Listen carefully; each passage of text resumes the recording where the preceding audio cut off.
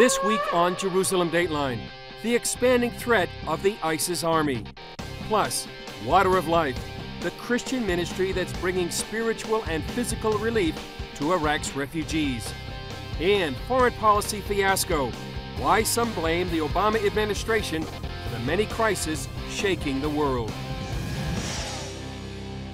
Hello and welcome to this edition of Jerusalem Dateline. I'm Chris Mitchell, coming to you this week from the original city of David, with the Mount of Olives behind me.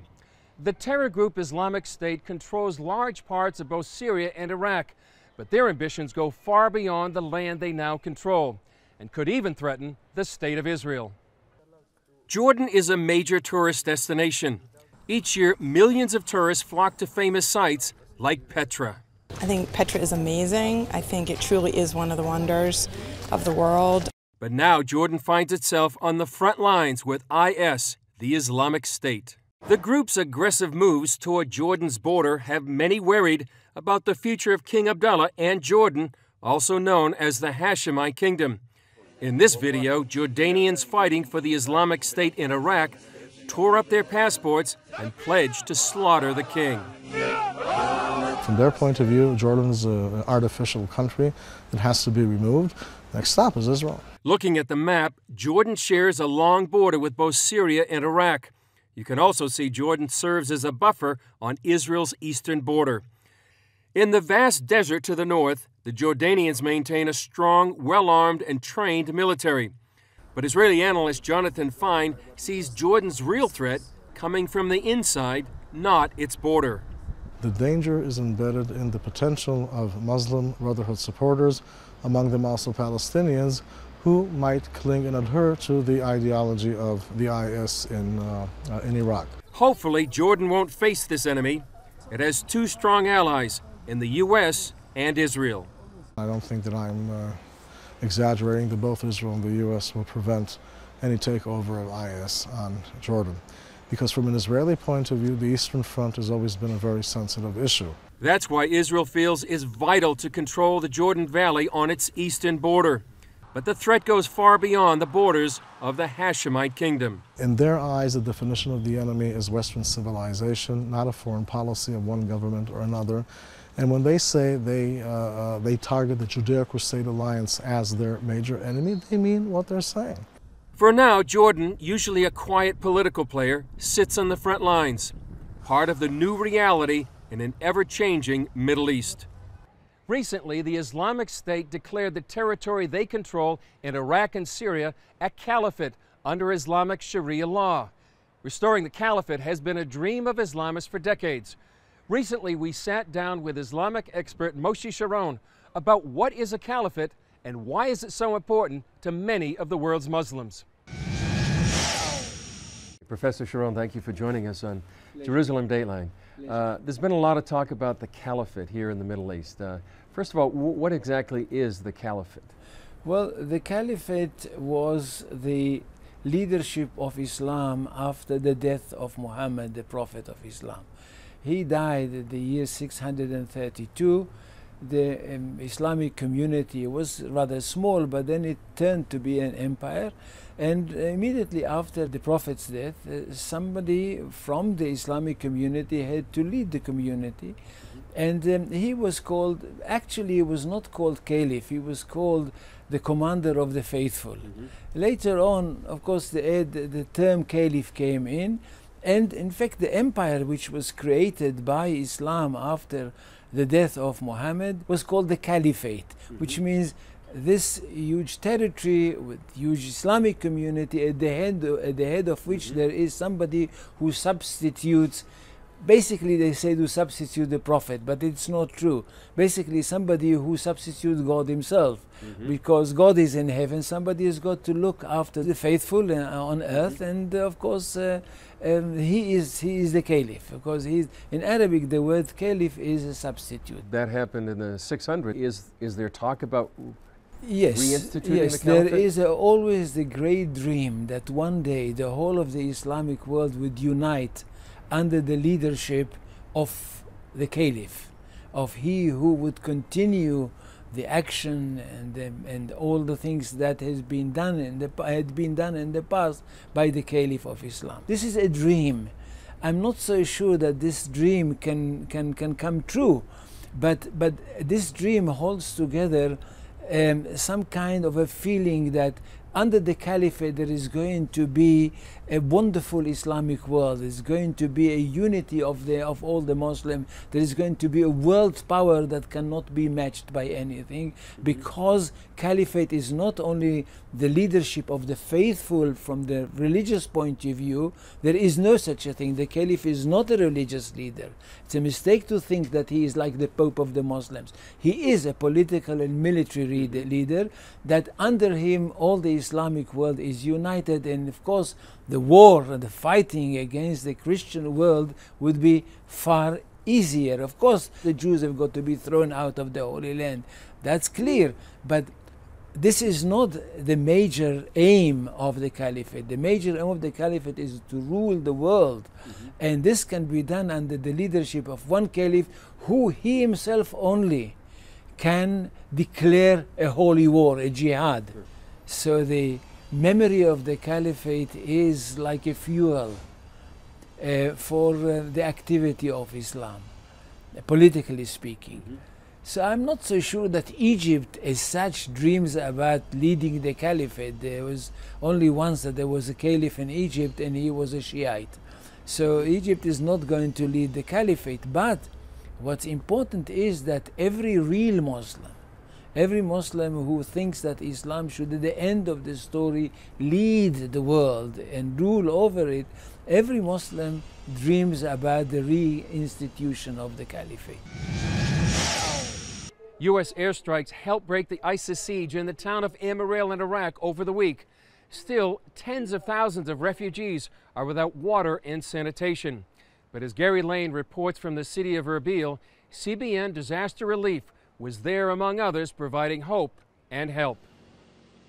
British and Australian humanitarian airdrops provided much-needed food and water relief to the besieged Iraqi city Amarli. And here, 100 miles away from the city of Amarli, in the Kurdish capital city of Erbil, tens of thousands of refugees are still in need. Sure, they don't have the needs of the people of Amarli. They have shelter, they have plenty of food, but their challenges are great. Most refugees here and elsewhere in Kurdistan need better sanitation and health care. In northern Iraq, few toilets are available in makeshift camps. So some people are forced to relieve themselves wherever possible. With few trash bags or refuse containers around, garbage is tossed everywhere. The people also lack clean water. We've already shown you how CBN doubled the number of water containers for 4,000 refugees living in these unfinished buildings in Zakho. And when we learned that some refugee children residing in this church were getting sick, we provided a water filter system to bring them clean water. One of the necessities to have a filter water for a place like this, because I think they are drinking the water directly from the tanks. Bad water dirty water can cause diarrhea a lot, especially for children, and this is what they are facing. CBN Disaster Relief has also partnered with Iraqi Christians to bring free medicine and other medical supplies to the refugees. And because they've lost their homes and possessions, some refugees say they're ready to give up. This pharmacist says Christian medical workers are bringing them health care and hope. We have to deal with them, with their soul, with their needing, with their they are crying. We have to be support them in this. We were encouraging him. The war doesn't end here, because Jesus Christ has a plan for you. He loves you. And that was the message delivered to more than 100 children attending a Superbook party and showing at an Erbil refugee camp. First, the children enjoyed some face painting and games, a few snacks before the show, and then it was time for Gizmo, Joy, and Chris, CBN's Superbook. One episode taught them about the creation and fall of man, another about David's courage and trust in God to defeat Goliath. A Superbook team volunteer told us the showing was timely because the children are desperate for a little happiness and hope. Now the Christian children is not happy. He sees all the time the sad. But on this early September evening, They forgot the terror that forced them from their homes. They clapped, laughed, and were reminded of God's love. It's so good, and this film, it's so nice watching it to film. Yes, we are happy, and Jesus is with the children all the time. And like David, these young Iraqi refugees are learning to rely on God to help them overcome the giants in their lives. Gary Lane, CBN News, Erbil, Iraq. Up next, they're the baddest of the bad, and we've given them a seat at the table. Because of the moral relativism that most of the Washington policy community has really engaged in, they can't distinguish between good and evil, and they can't distinguish between a genocidal, hate-infested organization like Hamas and a Western liberal democracy with democratic values like Israel. The dire consequences of our faulty foreign policy plan. Welcome back to Jerusalem Dateline. Iran is building a nuclear bomb. Radical Islamists are marching throughout the Middle East, and Vladimir Putin has his eyes on Ukraine. As the world gets more and more chaotic, can the U.S. outmaneuver its enemies by talking to them? The Obama administration has based much of its foreign policy on dialogue and diplomacy. But as Eric Steckelbach reports, not everyone is convinced it can work.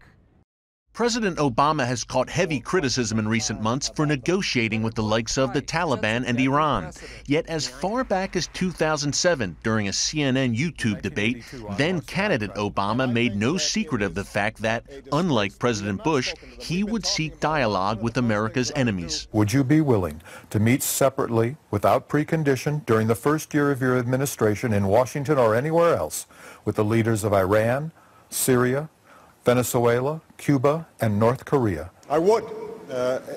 And the reason is this, that the notion that somehow not talking to countries is punishment to them, which has been the guiding diplomatic principle of this administration, is ridiculous. Once in office, President Obama put this strategy to the test by promising a reset in America's strained relationship with Russia.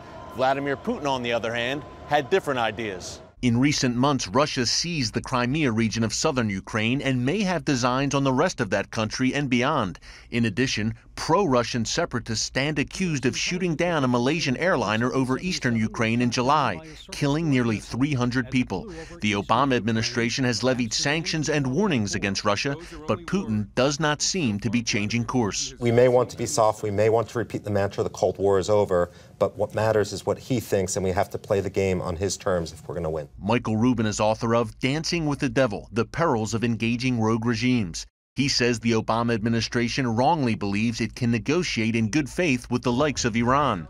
The administration recently announced an extension of nuclear talks with Iran after a deadline passed with the two sides no closer to a deal. In the year before negotiations began, the Iranian economy shrank 5.4%.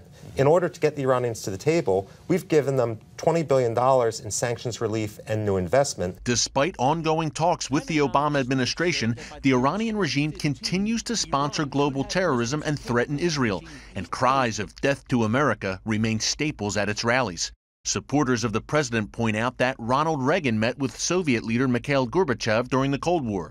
Rubin says Reagan did so from a position of strength, with America's economy and military might growing and the Soviets realizing they couldn't compete. For Reagan, that was the end of the process, not the beginning. It came after a multi-year military buildup. For years, the United States stood strong on the policy of never negotiating with terrorists. It came as no surprise then that President Obama came under fire recently for negotiating with the Taliban, exchanging 5 high-ranking Taliban terrorists for U.S. soldier Bo Bergdahl. Why is it a big mistake trying to engage the likes of the Taliban, Hezbollah, Hamas, which are terrorist organizations? Okay, well, first of all, you legitimize the organizations when you negotiate with them. Second of all, there's so many different organizations that don't come to the table.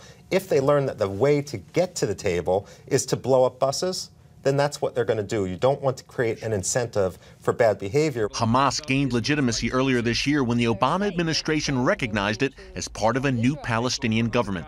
Hamas ignited a war with Israel shortly thereafter, launching thousands of rockets against the Jewish state. Because of the moral relativism that most of the Washington policy community has really engaged in, they can't distinguish between good and evil, and they can't distinguish between a genocidal, hate-infested organization like Hamas and a Western liberal democracy with democratic values like Israel. Sarah Stern is president of the Endowment for Middle East Truth. I'm on Capitol Hill almost every day, and based on what I'm hearing from many members of Congress on both sides of the aisle, they do not want to give money to the Palestinians if the Palestinians are entering into an accord with Hamas. Rubin warns that foreign policy missteps today can have grave consequences down the line. When a president loses political credibility, that gets restored when the next president gets elected. But international credibility, that doesn't get restored. We're going to be picking up the pieces for decades to come. Eric Stakelbeck, CBN News, Washington. Up next, how did one British Muslim go from an Israel basher to a Zionist? The recent Israel-Hamas war sparked huge protests in Europe and exposed an epidemic of anti-Semitism. In a CBN News interview before the war, we talked with one British Muslim who told us how he became a Zionist. CBN News senior editor John Waggy has that story. Qasim Hafiz is a Pakistani Muslim born, raised, and living in the UK. As I was brought up around a lot of anti-Israel feeling, and especially for my dad, very blatant and direct Israel hatred and anti-Semitism. As a university student, Hafiz campaigned against the Jewish state. He attended marches, handed out leaflets, and called for boycotts of Israel. He said he was even willing to die to free Palestine and rid the world of Israel. My narrative was there was a Palestinian state, the Jews came from Europe, stole the land, and voila, Israel. Then he found Alan Dershowitz's book, The Case for Israel, and decided to read it so he could refute what he thought was Zionist propaganda. I thought I'll buy it and be able to disprove it because Israel has no case. I know the history, I'm an expert in it all. So I start reading this book, and the most basic of facts about Israel and the Jewish people I had no clue about. I mean, one of the most basic ones I came across was a Palestinian state has never existed. And that was just the beginning. 2 years later, he visited Israel. When you go to passport control and they say, what is the purpose of your visit? Just say you're here for a holiday. Don't say, well, I used to be anti-Semitic and anti-Israel. Now I'm not quite sure, so I thought I'd come and see what it's like. After 8 hours in airport security, Hafiz was allowed into Israel. It highlighted Israel's unique security situation. Look, it's not politically correct to say this, it's not nice to say this, but people from my background, people with my kind of name, have an awful tendency of blowing stuff up in Israel. And also, I was treated with a lot of respect. You want to see racism? Go to Saudi Arabia as a non-Arab. When Hafiz arrived in Jerusalem, he saw different ethnic and religious groups mixing in the city. Be it Muslims, be it people from African heritage, be it Europeans, be it people from the Middle East. It's just such a crazy mix of people. And then you see the signs in English and Hebrew and Arabic, and it straight away blows away that idea of apartheid and racism. Family and friends initially thought Israel's Mossad Secret Service had recruited him. Now some have come around. And there's this awful idea that people think it's a zero-sum game, that if you stand up for Israel, you're instantly anti-Arab. It's ridiculous. I have members of my family who are quite supportive of Israel now, which is nice. But with friends who have now turned their views to be more supportive of Israel, wouldn't say it publicly. Hafiz says Muslims refuse to accept Israel's existence in the middle of the Arab world.